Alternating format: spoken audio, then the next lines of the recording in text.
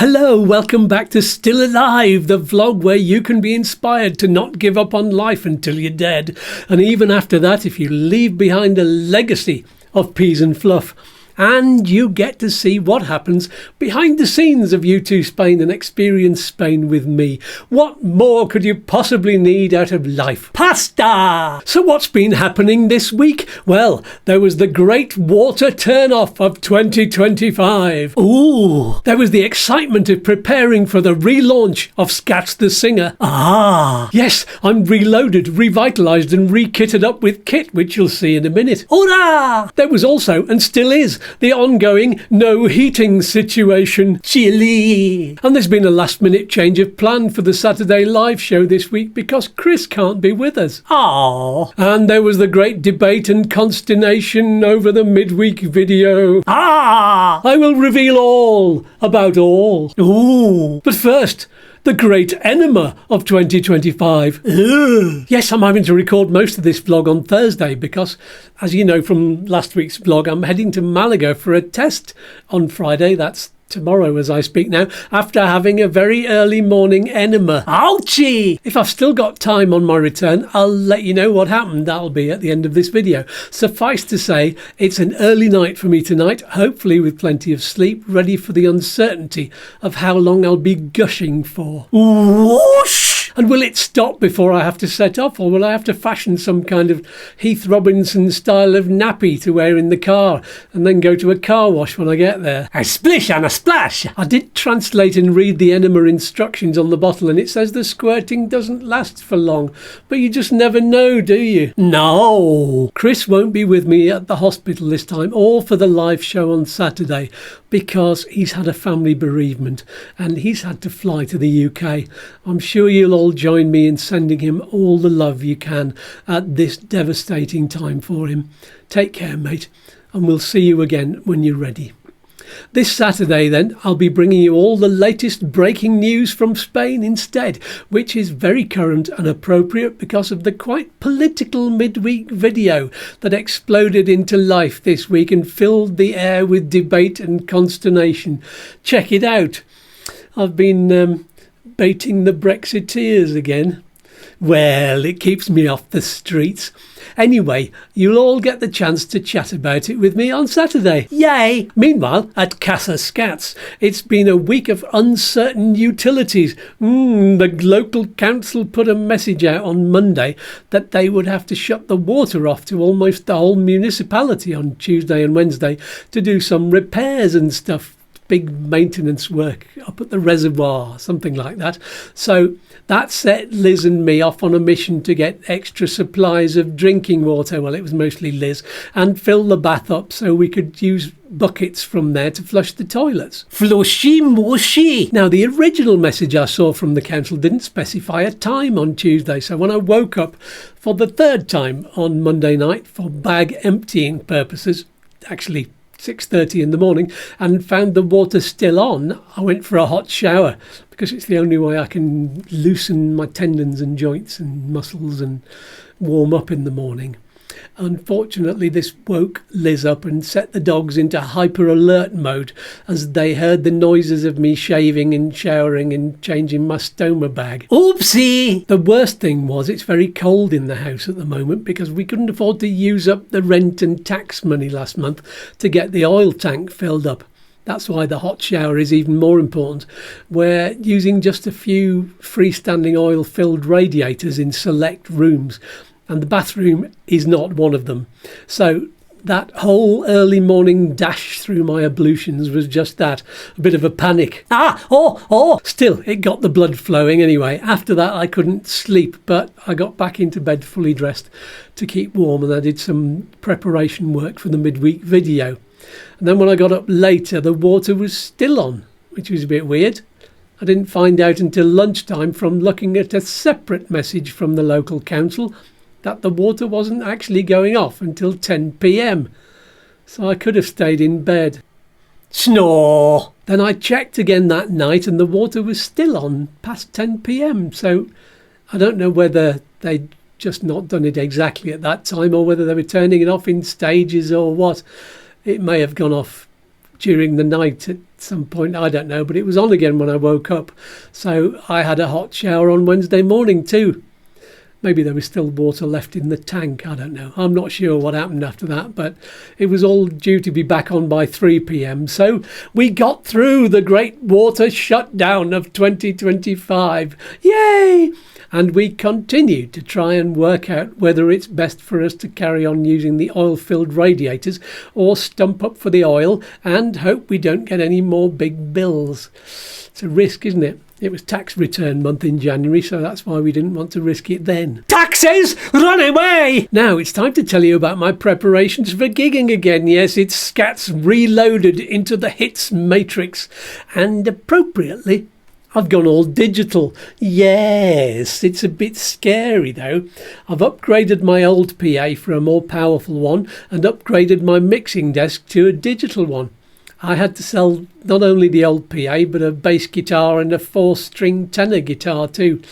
But I hadn't used the guitars for a number of years, so, well, it was time and it was worth it. I know I'm just not going to sell my guitars. Just, you know, I'm never selling a guitar again.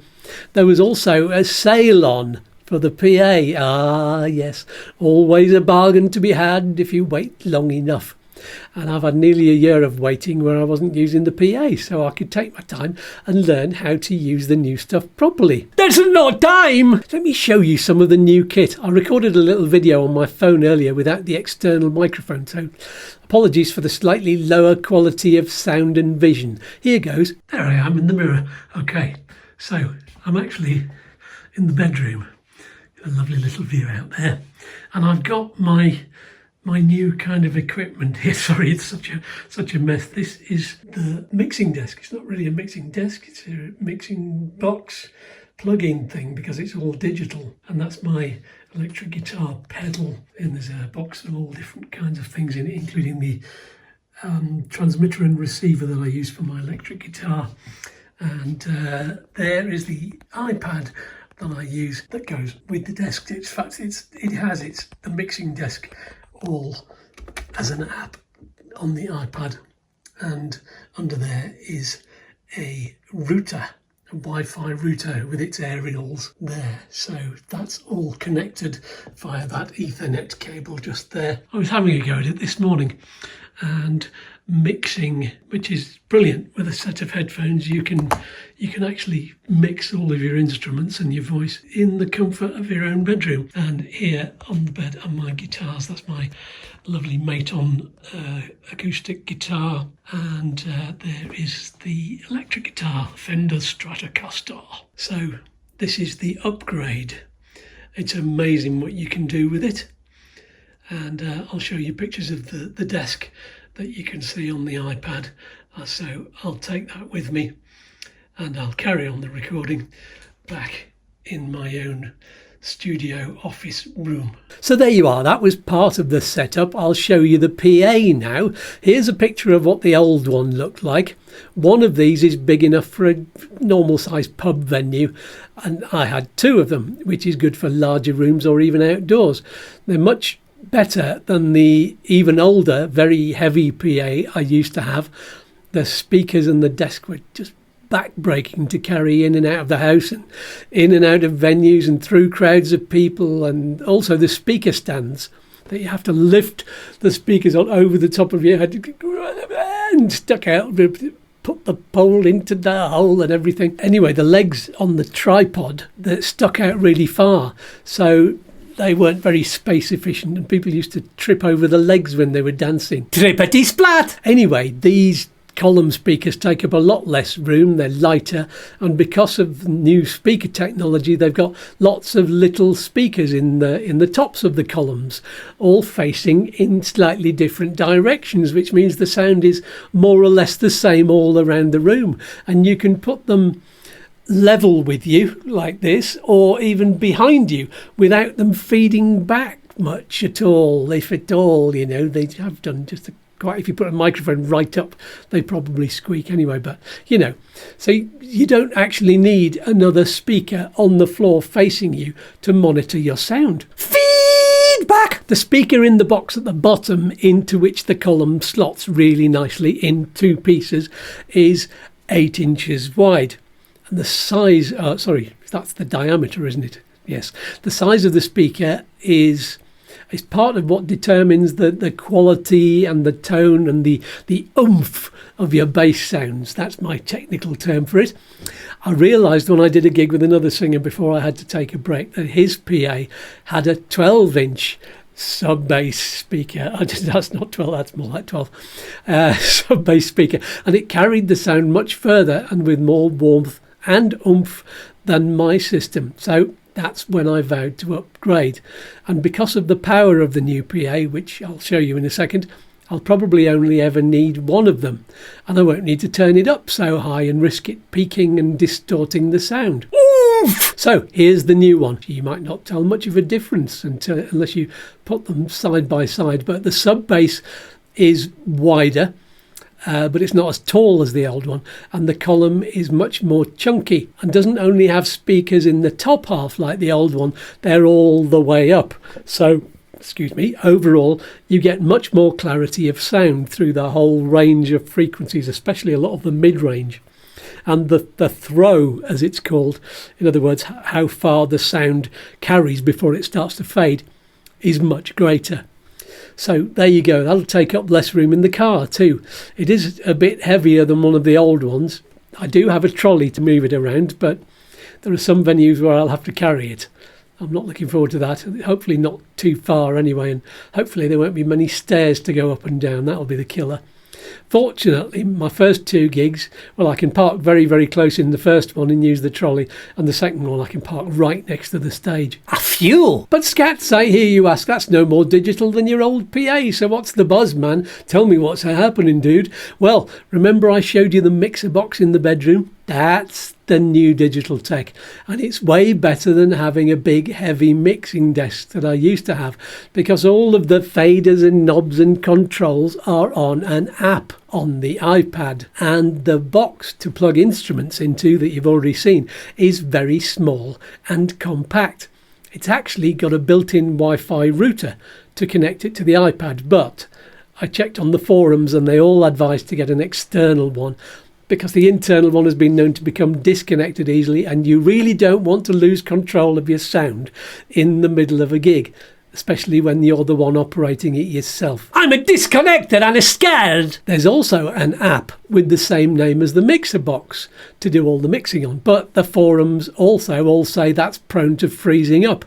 So the advice given was to get an app called Mixing Station, which works with lots of different digital mixing desks, and it looks like this. Now that I've got it all connected up and learned a bit about using it, I can see why everyone likes it so much.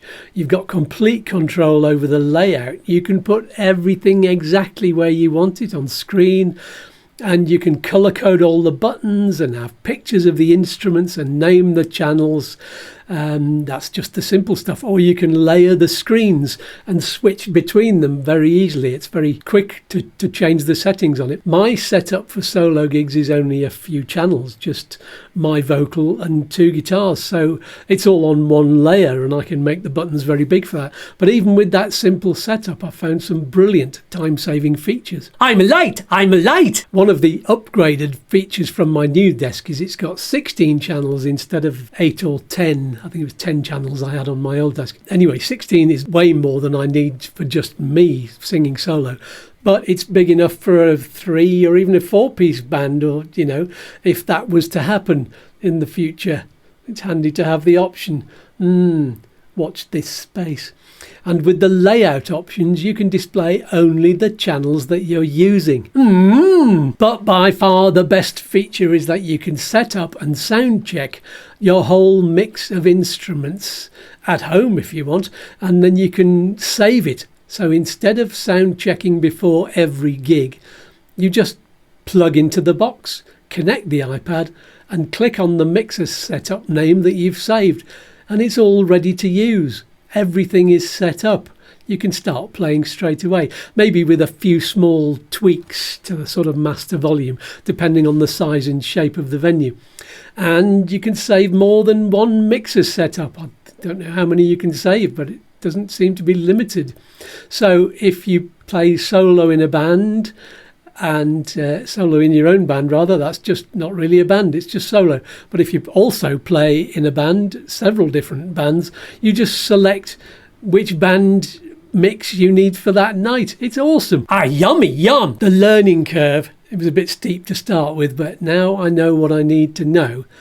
I'm absolutely loving it. I was a little bit worried about how to connect my other iPad, which has my solo backing tracks on it, because I didn't know whether you could connect. I know that you can connect two iPads at the same time, so that one person can operate the main desk and another person operate the monitors, if you were using monitors with a full band, or in-ear monitors, so that you can have your own mix of instruments and stuff like that. Anyway, but then I remembered that, like my old PA, this new one has a Bluetooth channel, so I can connect my backing tracks iPad with that and play directly through the speaker. So I'm going to have two iPads in front of me, one with my controls for the backing tracks, and the other one like that way round with the sliders all for the PA. And the backing tracks are mixed pretty much really, really well already, so they don't need to go through the mixer anyway. I'm confused. I hope that wasn't all too technical for you. That was one of the problems I had with the learning curve. Most people on YouTube showing you how to operate stuff like this, they're so familiar with the technology, they forget that they're talking to someone who's desperately confused already and has had to cope with programs freezing and Wi-Fi becoming disconnected, and spent tens of hours wading through other people's videos, some of which are abysmal to say the least.